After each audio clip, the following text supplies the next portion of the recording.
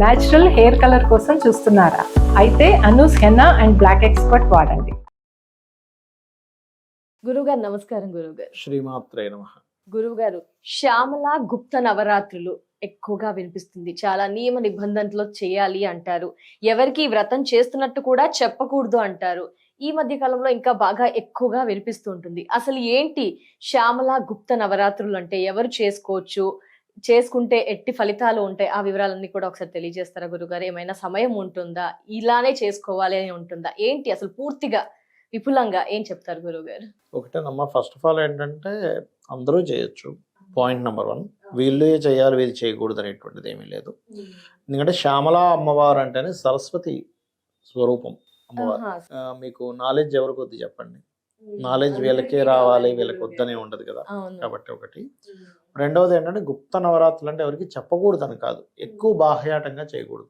చేసుకుంటున్నా అనొచ్చు, తప్పేం కాదు. కానీ ఇవాళ రేపు చూడండి, ఆ చేస్తున్న ప్రక్రియను మొత్తం యూట్యూబ్లో పెట్టి చేస్తూ ఉంటారు. అయితే మీరు ఆ ప్రక్రియ ఒకరికి నాలెడ్జ్ ఇవ్వడం కోసం అంటే ఆ ఓన్లీ ఆ ప్రక్రియ చూపించడం కోసం మీరు షూట్ చేయడం వేరు. మీరు నిజంగానే ఇంట్లో పూజ చేస్తూ దాన్ని షూట్ చేస్తుంటే ఏమవుతుందంటే మన కాన్సన్ట్రేషన్ అంతా కూడా దాని మీద ఉంటుంది, భక్తి పక్కకు పోతుంది. అందుకని మీరు ప్రత్యేకంగా ఎవరికి నేర్పడం కోసం చేస్తున్నాం, తప్పేం లేదు. ఇక మరొక విషయం ఏంటంటే మనకి వారాహి నవరాత్రులని, శ్యామల నవరాత్రులని ఇట్లా ఉంటుంటాయి. అయితే ఈ గుప్తము అనేటువంటి విషయం ఎందుకు వచ్చింది ఇక్కడ అంటే, వాటిలో గోప్యంగా మనకు బాహ్యంగా కనబడేటువంటి ఇది వేరు, గోప్యంగా ఉండే శక్తి వేరు. ఇప్పుడు చూడండి, మనకి లలితా సహస్రనామాల్లో కూడా లలితా సహస్ర రహస్య నామాలు అంటారు. రహస్యనామం అంటే ఒకరి చెవులో ఒకరు చెప్పుకోవాలని కాదు కదా దాని అర్థం, రహస్యంగానే చేసుకోవాలని కాదు. మీకు చూడ్డానికి నామాలు అలా ఉన్నప్పటికీ దానిలో రహస్యమైన శక్తి దాగుంది, గుప్తంగా చాలా శక్తి దాగుంది. అందుకని మనకి కొంతమంది గురువులు కూడా ఏం చెప్తారంటే, అయ్యా మీరు దాన్ని ఎక్స్పోజ్ చేయకండి, ప్రశాంతంగా చేసుకోండి. ఎందుకంటే మనకి శాస్త్రాల్లో మనం ఒక మంత్రం పొందామనుకోండి, ఎవరి దగ్గర, గురువు దగ్గర, ఆ మంత్రాన్ని ఎవరికి చెప్పకూడదు. మీరు ఉపాసించే దేవత, ఇప్పుడు శ్యామలానే కాదు, మీరు ఉపాసించే దేవత కూడా బయట పెట్టకూడదు తొందరగా. సర్వసాధారణంగా అందరూ లలితాదేవి పూజ చేసుకుంటున్నారు. కానీ అలా కాకుండా కొంతమంది బీజాక్షరాలతో చేస్తారు. ఆ బీజాక్షర ఏవైతే పొందారో మీ గురువుల దగ్గర, వాటిని ఎక్స్పోజ్ చేయకూడదు. అయితే ఈ శ్యామల అమ్మవారు శ్యామల, మాతంగి, నీల సరస్వతి అంటారు. అదేవిధంగా తార, ఇవన్నీ కూడా ఒకే స్వరూపాలు, సరస్వతీదేవి యొక్క స్వరూపములే. అంటే ఇవన్నీ నాలెడ్జ్ ఇచ్చేటువంటివే. మీకు బాహ్యంగా లౌకికమైనటువంటి దానికి ఈ ఇన్డెప్త్ నాలెడ్జెస్ కొన్ని ఉంటాయి. అంటే మీకు మోక్షాన్ని ఇచ్చేటువంటి నాలెడ్జెస్ కూడా ఇస్తారు వీళ్ళు.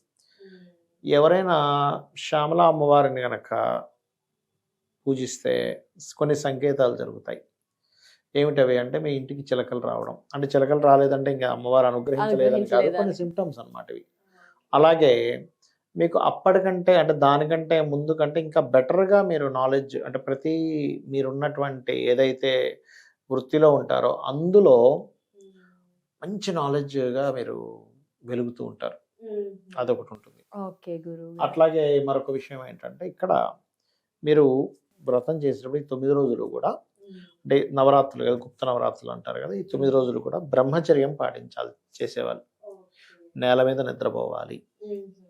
ఆ 9 రోజులు కూడా మీ ఆహార వ్యవహారాల్లో కొంతవరకు చాలా జాగ్రత్తగా తీసుకోవాలి. ఏది పడితే తినడం కాకుండా 2 పూటలు తినడం, ఒంటి పూట కొంతమంది తింటూ ఉంటారు. పులుపులు అయితే దీనికి ఏం చెప్పలేదు, సంతోషి మాత పులుపు చెప్తారు, దీనికి పులుపు అయితే చెప్పలేదు. తీసుకోవచ్చు, సాత్వికమైనటువంటి ఆహారాన్ని తీసుకోవచ్చు. ముఖ్యంగా ఈ శ్యామలా నవరాత్రుల్లో శ్యామలా అమ్మవారికి జామకాయ ఖచ్చితంగా నైవేద్యం పెడతారు, నైవేద్యాన్ని పెడతారు. ఇంకోటి ఏంటంటే, ఈ శ్యామలా నవరాత్రులు చేసిన తర్వాత కొంతమందికి కలిగిన అనుభవాలు ఏమిటంటే, ఒకటి చిలకలు రావడం, రెండవది కలలో స్వప్నంలో అమ్మవారు వీణ శబ్దం వినిపిస్తుంది. కొంతమందికి ధ్యానంలో కూర్చొని ఉండగా కూడా వీణ శబ్దం వినిపిస్తూ ఉంటుంది. ఎందుకంటే శ్యామలా అమ్మవారి దాంట్లో వీణ శబ్దం వస్తుంది.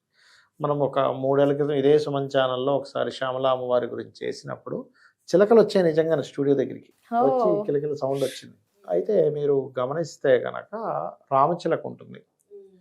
ఈ రామచిలకకి ఎందుకు రామచిలక అని పేరు పెడతారంటే, ఒక చిలక రాముడు ఎలా అయితే పత్ని వ్రతాన్ని పాటించాడో ఒక రామచిలక ఒకే చిలకతో సంభోగిస్తుంది, ఇంక వేరే చిలకలతో సంభోగిస్తుంది. అవునా గురువు గారు? అందుకే దాని పేరు రామచిలక.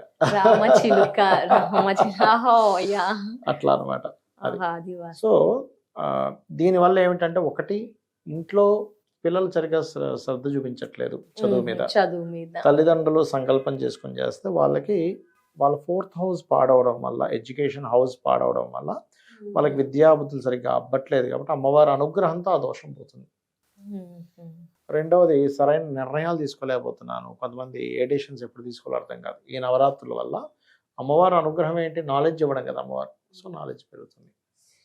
బిజినెస్లో సరిగ్గా ఇంప్రూవ్ అవ్వట్లేదు, ఎందుకంటే బిజినెస్ కారకుడు బుధుడు, నాలెడ్జ్ కారకుడు బుధుడు. బుధ గ్రహ దోషం పోతుంది. దానివల్ల కూడా వీళ్ళకి ఈ బిజినెస్ ఇంప్రూవ్మెంట్స్ కానివ్వండి, పిల్లలు చదవలేకపోవడం కానివ్వండి, సరైన డెసిషన్స్ తీసుకోలేకపోతున్నాను అనుకోండి. మంచి విద్యలు నేర్చుకోవాలి, సొసైటీలో ఇంకా మంచి ఇవి పెరగాలి, సత్సంబంధాలు, వీటన్నిటికీ కూడా తోడ్పడుతుంది. ఇవన్నీ పెరిగితే ఆటోమేటిక్గా డబ్బులు వస్తాయి. ఇంకా డబ్బుల కోసం ప్రత్యేకంగా మనం చేయక్కర్లేదు. సో ఇలా పర్టికులర్ గా డేస్, సోమవారం, మంగళ అలా ఏమి ఉండదా గురువు? ఇది నవరాత్రులు అంటే నీకు వారంతో సంబంధం లేదు కదా. ఇప్పుడు అమావాస్య అయిపోయిన నెక్స్ట్ డే నుంచి స్టార్ట్ అవుతుంది, 19వ తేదీ నుంచి, ఈ జనవరి జనవరి 19 నుంచి. ఆ 19 డేస్ కంటిన్యూస్ గా 9 డేస్ కంటిన్యూస్ గా 19th నుంచి ప్రారంభం అవుతుంది. ఎవరైనా శ్యామల గుప్త నవరాత్రులు చేసుకోవాలనుకుంటే అమావాస్య అయిన నెక్స్ట్ డే జనవరి 19th నుంచి పాయసము, పులిహోర ఇవి కూడా నైవేద్యం పెడతారు. జామకాయ అయితే కంపల్సరీ పెడతారు అమ్మవారికి. ఉదయం సాయంత్రం అలా చేసుకోవాలి. ఉదయము సాయంత్రము, ఉదయం పొద్దున్నే లేచి చేస్తారు, సాయంత్రం చీకటి పడ్డాక చేస్తారు. అలా 2 సార్లు భక్తి శ్రద్ధలతో. అంతేగాని ఇంక చేస్తున్నాం కదా ఏంటి మనం ఫస్ట్ డే చేసాం, ఇంకా ఏంటి ఇంప్రూవ్మెంట్స్ ఏం కనిపించట్లేదు అన్నట్టుగా, ఏదో మూలంపు విత్తనం నాటి ఇంకా చెట్టు రాలేదు అన్నట్టు చూడడం కాదు. కొన్నిసార్లు ఏమవుతుందంటే మనకు రావాల్సిన ఆపద తొలగిపోతుంది, అది మనకు అర్థం కాదు. తప్పకుండా గురువు గారు. జనవరి 19 శ్యామల గుప్త నవరాత్రి గురించి వివరించారు. ఎలా చేసుకోవాలో ఆ విధానం అంతా కూడా చక్కగా తెలియజేసినందుకు ధన్యవాదాలు గురువు గారు. నమస్కారం. శ్రీమాత్రే నమః.